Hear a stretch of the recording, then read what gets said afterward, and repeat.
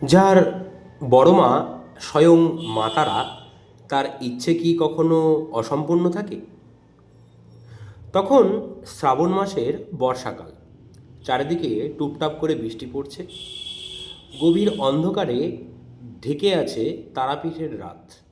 আশ্রমের ঘরে শুয়ে আছেন বামদেব ও বারান্দায় তার দুই চেলা, নন্দা ও লগেন।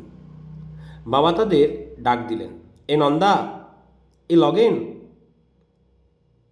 দুই চেলা এক চোখ ঘুম নিয়ে উঠে বসল, কাঁপানি গলায় বলে উঠল, বাবা ডাকছেন কেন?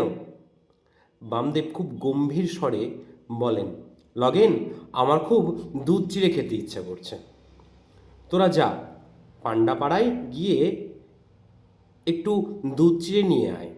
নন্দা রেগে মনে মনে বলে, খ্যাপার মরণ দেখো দেখি, এই মাঝরাতে এই বৃষ্টিতে আবার দুধ চিড়ে চাই।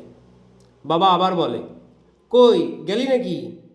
যাই বাবা, বলে দুজন বেরিয়ে পড়ে।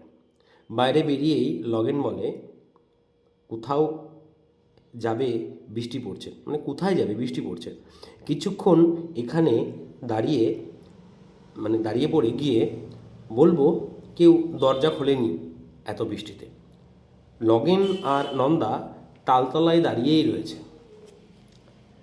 বেশ কিছুক্ষণ পর দাঁড়িয়ে থেকে তারা ভিতরে গিয়ে বলল, বাবা দুধ চিড়ে পাইনি, কেউ দরজা খুলল না।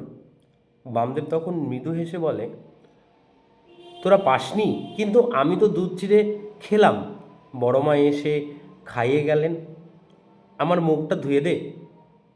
লগেন আগিয়ে গিয়ে দেখে, হ্যাঁ, বাবার মুখে দুধ চিড়ে লেগে আছে।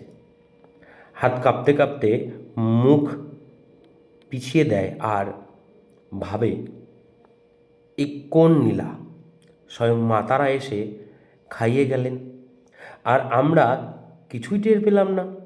জগৎ জননীর সন্তান বামদেব, তার ইচ্ছা কি করে অসম্পূর্ণ থাকে?